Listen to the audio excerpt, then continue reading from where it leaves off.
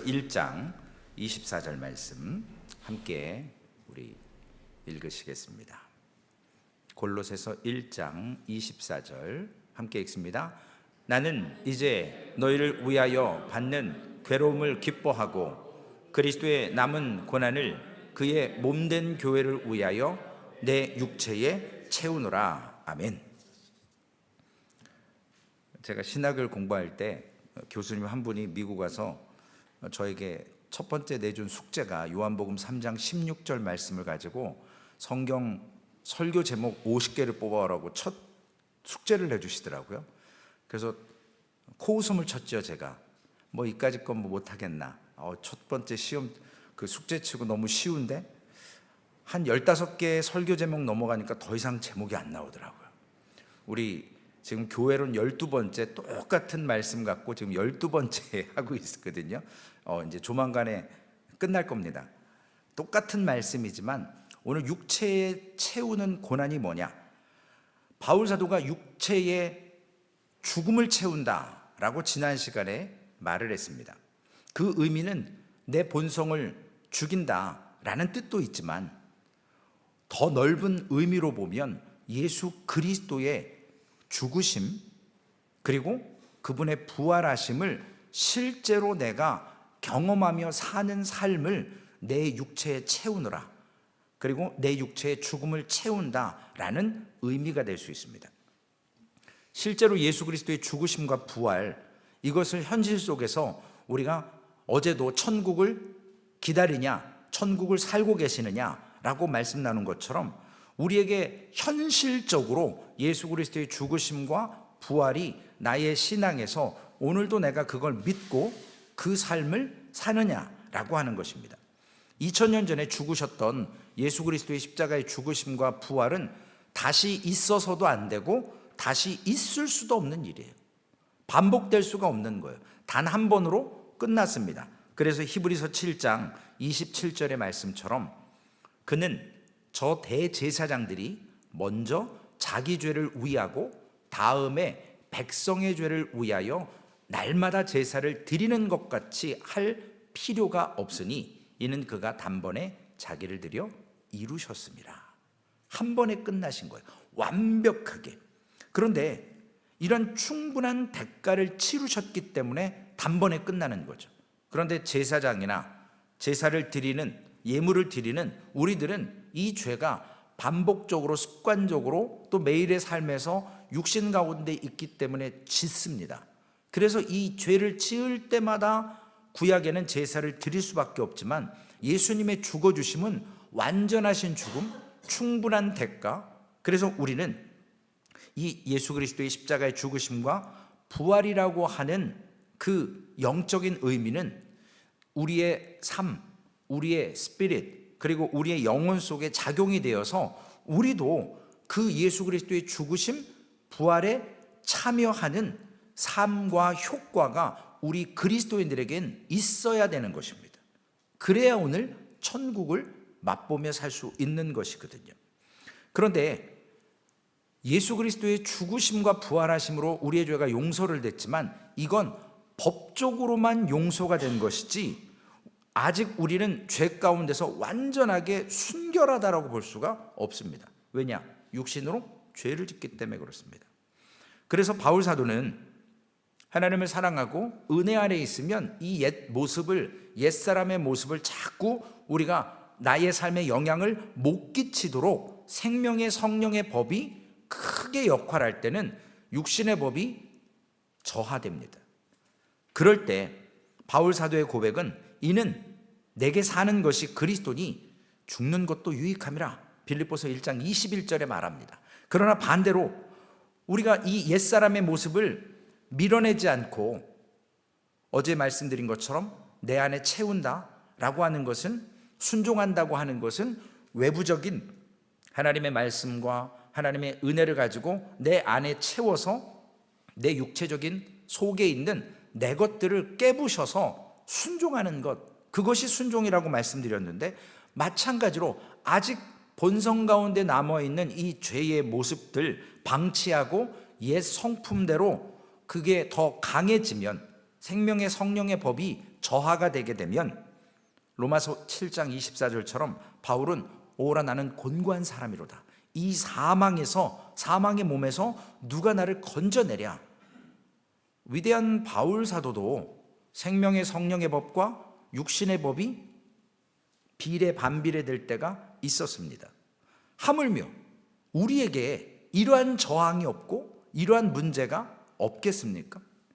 마찬가지로 우리에게 있는 것이 당연한 문제입니다. 그래서 고난이 있는 것이고 환난이 있고 육체에 채우는 고난을 경험할 수밖에 없는데, 이러한 삶 가운데서도 현실적으로 예수 그리스도의 죽으심과 부활하심을 우리가 실제로 느끼면서 내 안에 아직 옛 모습들, 이 본성된 것들, 이것과 생명의 성령의 법과 싸우는 과정을 통해서 우리는 주님이 당하신 고난이 나와 똑같은 고난은 아니지만 우리는 그것을 주님의 고난에 어떠한 숟가락을 얹을 수가 없고 내가 뭔가 할 수 있는 것이 아무것도 없습니다.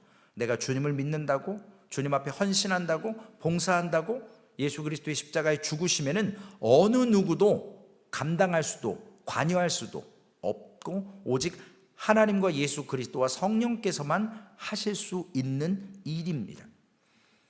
이 고난, 우리가 당하는 이 고난을 통해서 우리가 세상의 악으로부터 죄로부터 고난은 겪지만 예수 그리스도의 고난 당하심을 통해서 인류를 속죄하셨고, 이것을 통해서 교회를 주님이 온전하게 하시는 과정 가운데 주님이 당하신 고난과 우리가 당하는 고난은 다르지만 우리가 그것을 주님이 우리를 사랑하셨기 때문에 구원하신 은혜처럼 우리도 그 사랑으로, 그리스도의 사랑으로 이 육체에 채우는 고난들을 잘 감당해 나아가야 된다는 것입니다. 교회 안에 목사를 힘들게 하는 성도가 있고요, 또 성도님을 힘들게 하는 최진 목사가 있습니다. 우리가 이럴 관계를 갖게 되면 서로의 관계를 끊어버리게 됩니다.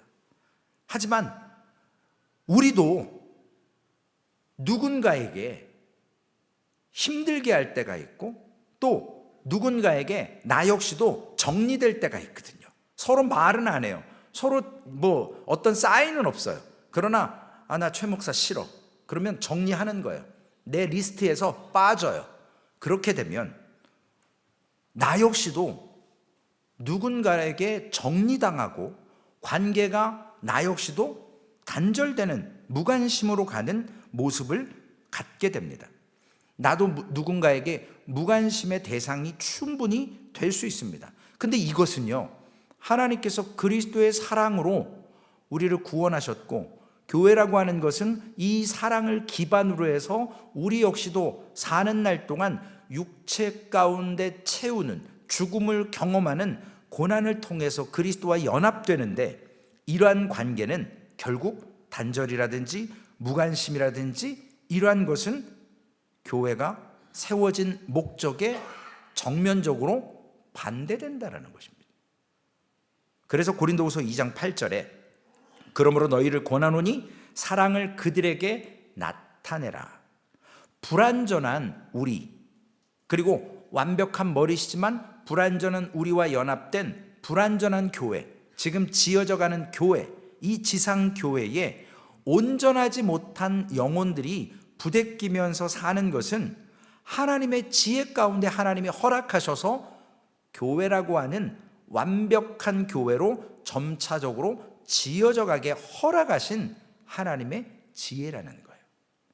나 좋은 사람들하고만 목회할 수 없거든요.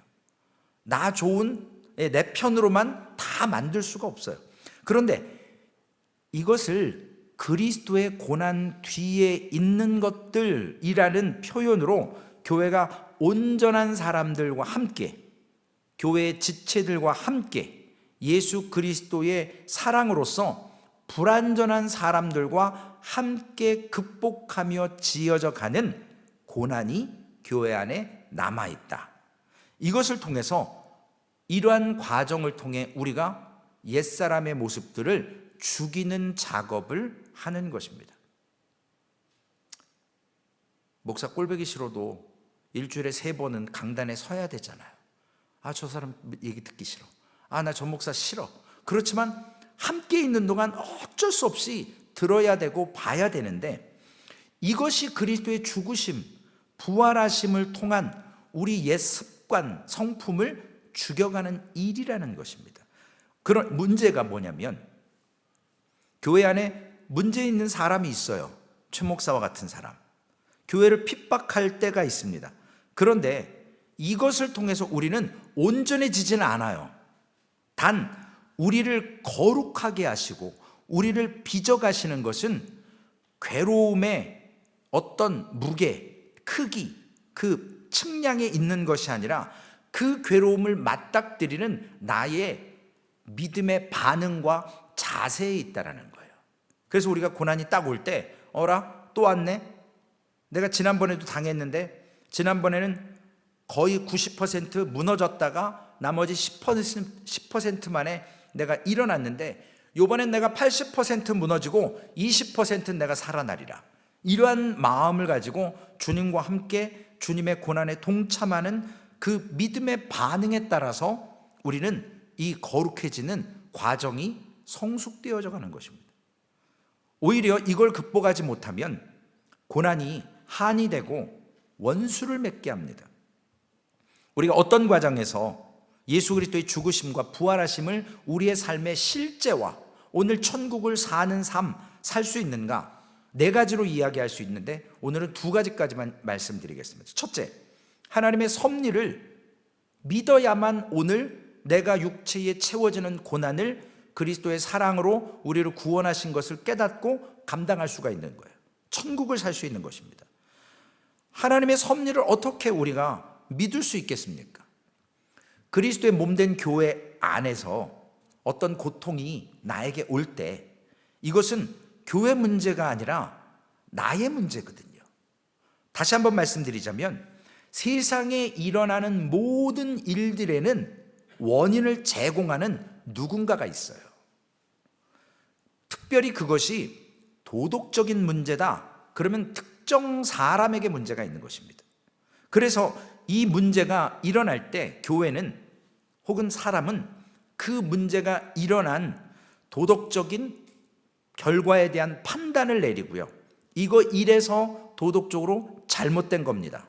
그래서 당신은 미움받아야 되고, 당신은 회개해야 되고, 당신은 교회를 떠나야 되고, 당신은 돌아오지 못합니다 라고 우리가 나눠버립니다. 이 벌어진 일들을 우리가 또 바람직하게 복구시키고 개선하도록 하는 과정이 이성적인 세상의 과정이에요. 그런데 여기에는 특별히 기독교에는 하나님의 섭리라고 하는 복합적인 일이 개입이 되어 있습니다. 그래서 우리가 어떤 문제, 도덕적인 문제든 세상적인 문제든 교회 안에서 개개인이 겪는 삶을 감당할 때 거기에는 원인과 결과와 과정 속에서 자잘못을 따져서 심판하는 것으로 끝나지만, 하나님의 섭리라는 것은 우리에게 더욱더 깊이 묵상하고 생각할 여지를 주신다는 겁니다. 여러분, 계시와 섭리가 다른 것을 아시죠? 계시는 하나님의 드러나셔 있는, 하나님이 오픈해 놓으신 하나님의 뜻이에요. 그래서 우리가 계시의 말씀 그러잖아요. 그래서 성경에 하나님의 계시가 있어요. 우리는 그래서 하나님의 뜻이 무엇인지를 말씀을 읽고 그 말씀을 묵상하며 깨닫기 시작합니다. 그래서 성령의 충만함을 얻으면, 성령이 나와 함께 하시면 말씀을 읽을 때 깨닫는 지혜를 주십니다. 그래서 계시는 이미 드러나 있는 하나님의 뜻이에요. 그런데 섭리는요, 하나님이 반대로 하나님의 뜻을 꽁꽁 보자기에 싸놓듯 감추어 두셨습니다. 그래서 이 섭리는 시간이 지나고 그 사건의 결과가 지나고 혹은 그 사건에 연루된 사람이 죽어서야만 드러나는 하나님의 뜻인 경우도 있게 됩니다. 그래서 사람들은 어떠한 일이 벌어졌을 때 그 일을 관찰하며 신자들의 마음, 겪는 각자의 삶 속에서 그것을 바라보는 관점을 통해 하나님의 섭리를 알아가면서 우리는 성숙해져 가는 거거든요. 그런데 저만 승질급한 거 아니죠? 성도들은 조급해해요. 나에게 왜 이런 시련이, 나에게 이런 왜 고난이, 환난이 왔는가? 자꾸 하나님의 섭리를 빨리 알고 싶어 해요. 그런데 하나님은 출애굽기에 보면 그 광야의 과정들, 르비딤이나 우르나 여러 가지 엘림이나 이러한 과정들을 겪어가면서 우리 앞에 고난을 배열해 놓으시면서 조급해하는 성도들에게 그 하나님의 카이로스라고 하는 시간을 경험해야만 우리가 온전히 그 고난을 당하고 그 고난 가운데 나의 자아가 부서지고 어제 순종이라는 말씀으로 다시 돌아가면 내 안에 있던 내 지식과 내 경험과 내 생각들이 꽉 차 있으면 하나님께 순종할 수가 없습니다.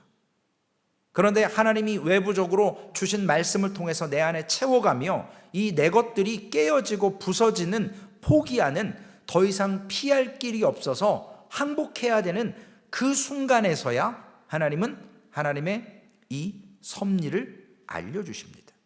그래서 그 숨겨진 섭리를 우리는 알아갈 때 조금 더 반응을 잘할 수 있고 성숙할 수가 있습니다.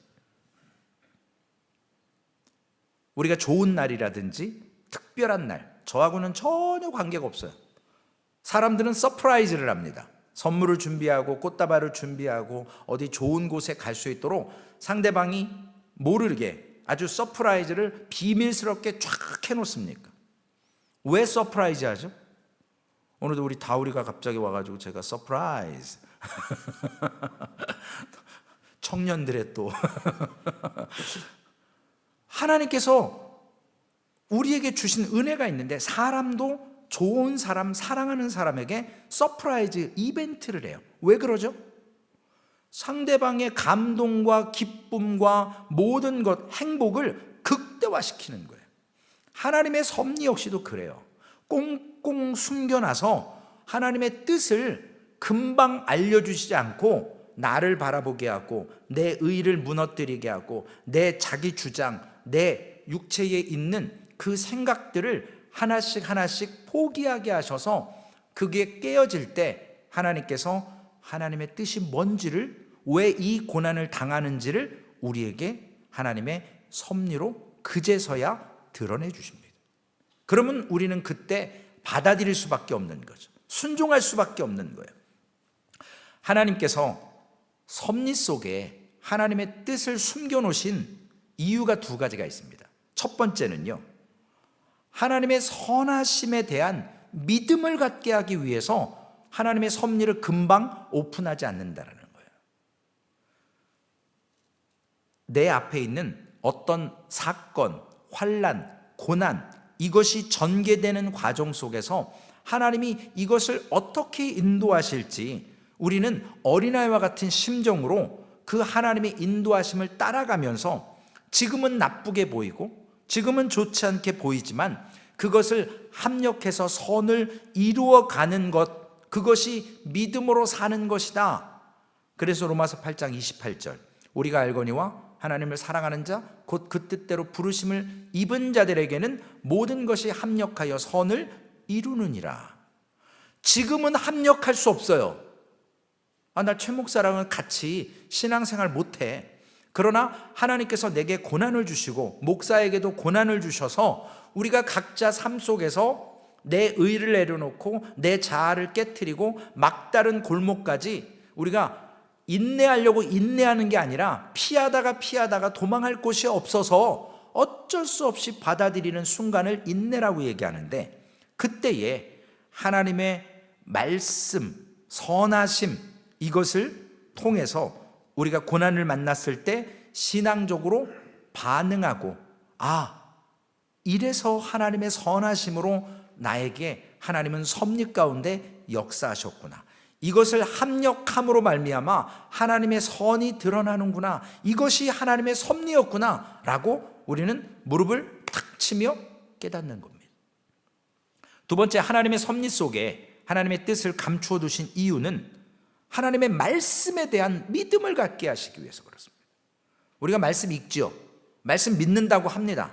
그러나 오늘 천국을 살아갈 수 있는 것은 어제의 그 말씀도 그렇고 오늘 육체의 고난을 통해서 우리의 삶의 죽음을 채워가는 것, 즉 섭리는 하나님의 감추어 주신 뜻인데 계시된 말씀은 그 뜻이 드러나 있고 시간이 흘러가는 속에서 하나님의 뜻이 드러날 때 하나님의 말씀을 붙들고 살 수 있고, 내가 결단코 하나님을 말씀을 놓치고서는 이 삶을 살아갈 수 없다라고 하는 그 하나님의 말씀을 붙들 때, 고린도후서 1장 10절, 그가 이같이 큰 사망에서 우리를 건지셨고 또 건지실 것이며 이후에도 건지시기를 그에게 바라노라.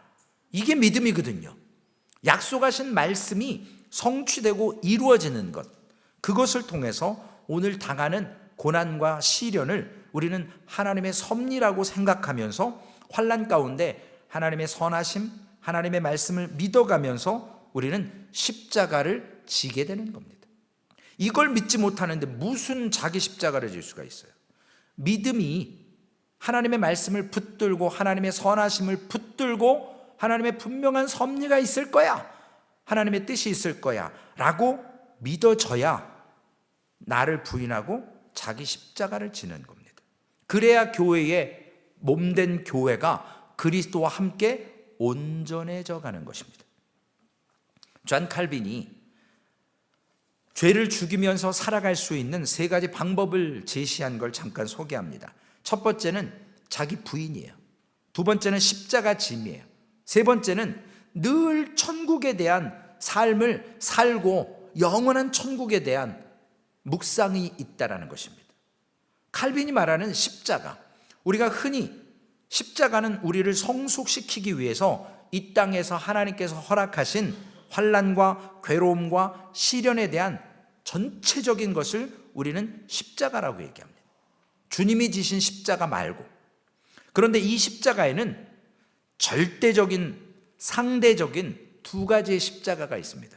먼저 절대적인 십자가는요, 우리의 허물과 죄와는 상관이 없어요.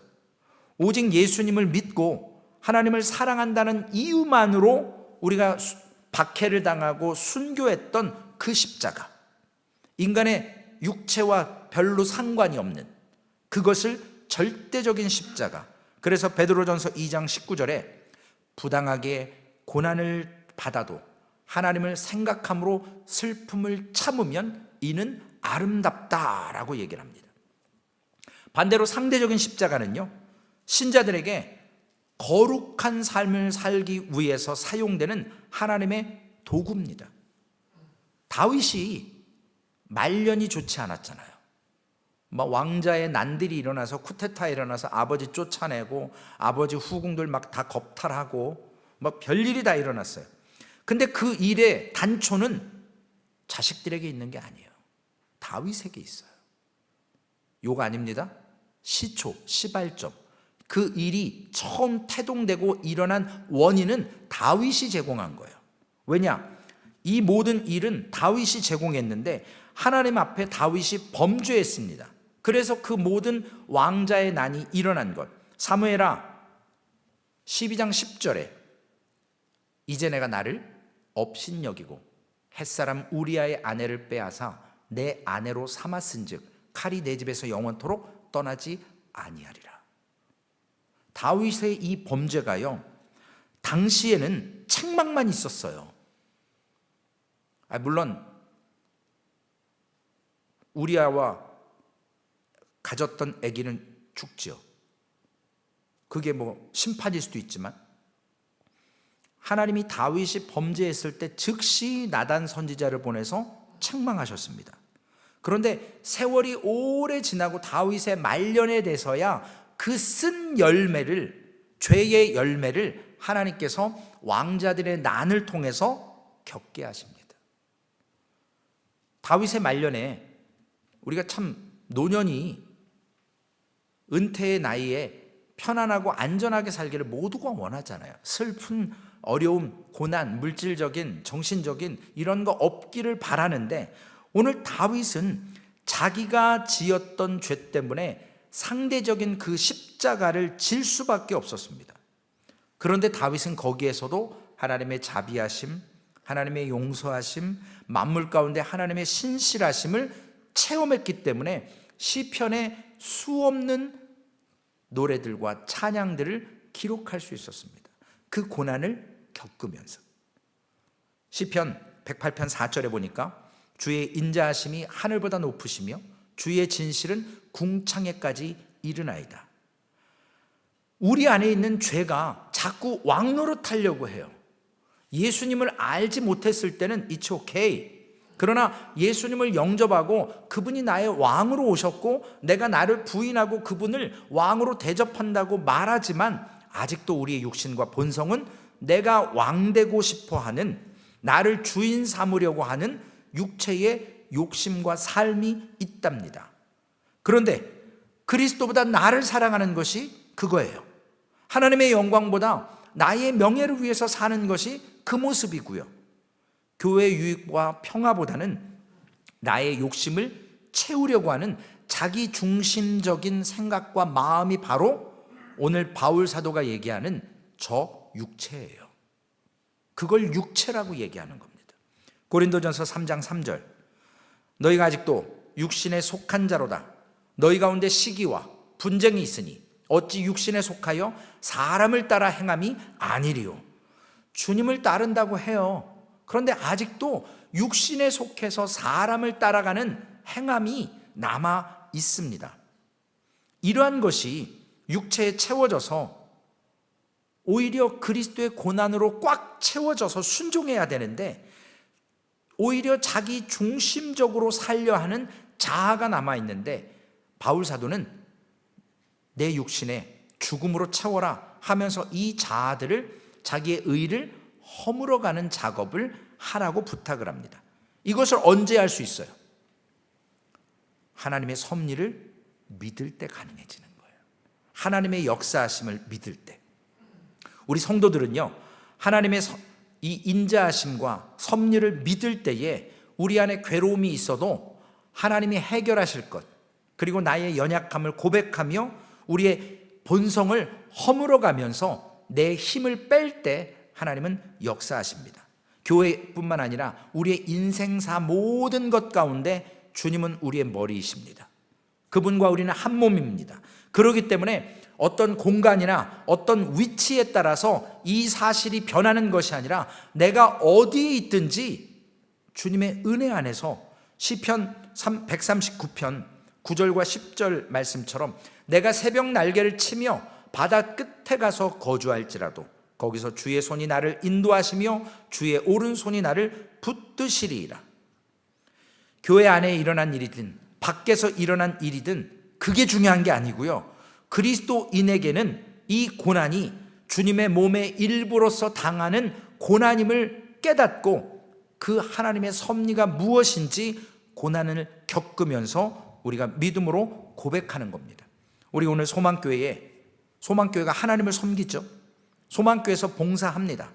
그런데 그 안에서 만나는 괴로움을 가지고 하나님 앞에 우리가 기도할 때 죄를 죽이고 은혜를 살릴 수 있는 것, 이것으로 끝나는 것이 아니라 우리 소망교회 모든 성도들은 개인적으로 겪는 건강의 문제, 자녀의 문제, 가족의 문제, 경제 문제, 직장과 사업장의 문제, 교회 밖에서 벌어지는 이러한 일들 가운데서도 하나님께서 우리의 영을 새롭게 하시는 것은, 가장 중요한 것은 우리가 당하는 고난이 무슨 일로 생겼는지 하는 그러한 원인을 찾는 문제가 아니라 그러한 고난이 왔을 때 우리가 어떤 믿음으로 그것에 반응하는가, 이것이 중요하다라는 거예요. 사람들은 자꾸 이성적으로 이거 다윗이 우리아의 밧세바 범했기 때문에 일어난 일이야, 나도 이 일은 이것 때문에 일어나 라고 찾지만, 중요한 것은요, 문제는 어느 때 어떠한 상황 가운데 오는데 내가 어떻게 반응할 거냐는 거예요. 왜 이런 일이 일어나냐고 성도님들이 많이 묻는다고 제가 몇 번 말씀드렸습니다. 결론은 우리를 그리스도와 함께 성숙하게 만들기 위해서 허락하신 겁니다. 그 성숙함을 이해하려면 하나님의 섭리 속에서 성숙한 지식을 가지고 하나님 앞에 서야 합니다. 계시는요, 하나님께서 우리에게 보여주도록 공포해 놓으신 오픈된 하나님의 뜻이고, 섭리는 알 수 없는 하나님의 작정, 하나님의 숨겨놓으신 뜻인데, 우리가 시간이 흘러야만 하나님의 섭리를 깨닫고 이해할 수 있습니다. 하나님이 우리 사랑하는 자들에게 하나님의 섭리를 감추었다는 게 문제가 되는 게 아니라, 오히려 그 감추어 주신 것을 통해서 우리가 하나님의 섭리를 찾아가며 우리는 은혜를 누릴 수 있다라는 것입니다. 오늘 우리의 인생이 하나님 앞에 어떻게 펼쳐질지 모르겠지만, 선하신 하나님, 그 하나님께서 우리의 인생을 가장 좋은 곳으로, 푸른 초장과 쉴만한 물가로 인도하실 것이라는 그 믿음, 그리고 그 결과가 내가 원하는 것과 다르게 반응되고 전개된다 할지라도 하나님은 언제나 옳으십니다 라고 굳게 믿는 것, 이것이 신앙이거든요. 내 기도의 뜻대로 되지 않는 것. 어제 말씀드렸잖아요. 인간의 생각으로는요, 교회가 100명 넘고 1000명 넘어야 교회가 부흥하는 줄 착각해요. 우리 한 심령이 오늘 육체의 죽음을 채워서 내 본성을 죽여가는 작업을 하면 그 교회가 부흥하는 교회입니다. 그 교회는요, 일당 100, 일당 1000이에요. 오늘 내가 고통 가운데 있는 일들, 원인과 이유는 알 수 없지만 분명 하나님께서 이 고통을 통해 나를 온전하게 하시고 그리스도의 순전한 교회로 나를 연합시켜서 성숙시키는 그러한 삶임을 우리는 깨달아서, 오늘 진정한 힘은요, 나 자신에게 왜 고난이 왔는가 이것을 해석하는 것이 아니라 내가 어떻게 믿음으로 반응할 것인가, 이것이 주님이 내게 주신 섭리의 근국적인 이유라는 사실입니다. 오늘 하나님의 섭리 가운데 믿음으로 주님의 죽으심과 부활하심, 그 천국을 오늘 실제로 맛보며 누리며 사는 영적인 삶이 되시기를 주님의 이름으로 축원을 드리겠습니다. 살아계신 아버지 하나님, 사랑이 없으면 울리는 꽹과리와 같다고 말씀하셨습니다. 그리스도의 죽으심과 아버지 하나님 십자가 지심은 그 사랑 때문이었음을 깨닫습니다. 오늘 그 사랑으로 하나님께서 우리에게 결국은 합력하여 선을 이루라 라고 말씀하시면서 육체의 남은 고난, 우리 안에 있는 아버지 하나님 나의 나의 십자가 하나님 앞에 정리하고 짊어지고 가야 합니다. 그래야만 교회다운 교회가 될 수 있습니다. 주님은 완전하신데, 완전한 머리이신데 우리는 불완전하기 때문에 하나님 계시의 말씀에 약속하셨고 하나님의 섭리 가운데 숨겨놓으셔서 우리가 그 섭리를 과정 속에서 삶 가운데 치열하게 경험하면서 하나님의 사랑을 알고 하나님의 선하심을 알고 아버지 하나님을 믿음으로 바라볼 때에 하나님은 섭리를 열어서 우리에게 허락하신 은혜를 깨닫게 하십니다. 하나님, 가뭄 가운데 단비가 내리고 있습니다. 우리의 심령에도 하나님 말씀으로 채워주셔서 우리의 궁금증과 우리의 가란 모습들, 아버지 하나님 물이 없어서 가람이 아니라고 했습니다. 하나님의 말씀이 없어서 기갈이라고 말씀하셨습니다. 하나님, 말씀을 듣는 것으로 우리 끝나지 않게 하시고 천국을 오늘도 고난 가운데서 하나님의 인자하심과 믿음으로 살아내는 우리 소망교회 되게 하여 주시옵소서. 우리 구주 예수님의 이름으로 감사하며 기도 올리옵나이다. 아멘. 하늘에 계신 우리 아버지여, 이름이 거룩히 여김을 받으시오며 나라에 임하옵시며 뜻이 하늘에서 이루어진 것 같이 땅에서도 이루어지리이다. 오늘날 우리에게 일용할 양식을 주옵시고 우리가 우리에게 죄 지은 자를 사하여 준 것 같이 우리의 죄를 사하여 주옵시고 우리를 시험에 들게 하지 마옵시며 다만 악에서 구하옵소서. 대개 나라와 권세와 영광이 아버지께 영원히 있사옵나이다. 아멘.